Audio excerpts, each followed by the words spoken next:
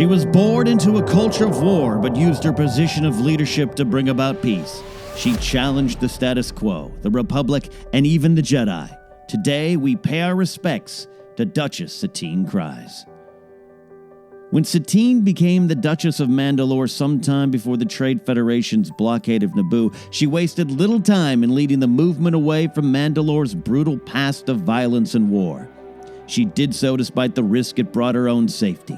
As the Civil War broke out, she spent a year on the run and under the protection of a young Jedi Padawan named Obi-Wan Kenobi.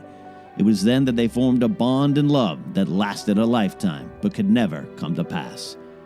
Satine was resolute as she was elegant, as profound as she was alluring, and unbreakable as she was beautiful.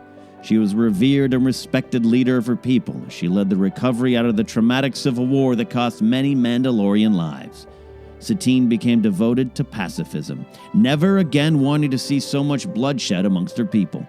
What followed was a period of great revival, growth, and prosperity for Mandalore, a new age for an old world. But the shadow of war crept over the world Satine helped rebuild. The Clone Wars had begun. Satine was committed to staying out of the conflict, but a splinter cell of Mandalorians called the Death Watch, survivors of the expelled and self-proclaimed descendants of the great warriors of Mandalore, began working against her and her vision of a peaceful world. This brought about an unexpected reunion between Satine and Kenobi. Though happy to see him again, Satine did not move away from her position of neutrality nor failed to challenge the notion that Jedi taking military rank was out of touch with the Order's beliefs. The situation soon exploded and Satine's safety was again at risk. Kenobi was once again there at her side, but she was a pawn in a greater plan, and nothing could keep her safe from the man called Maul.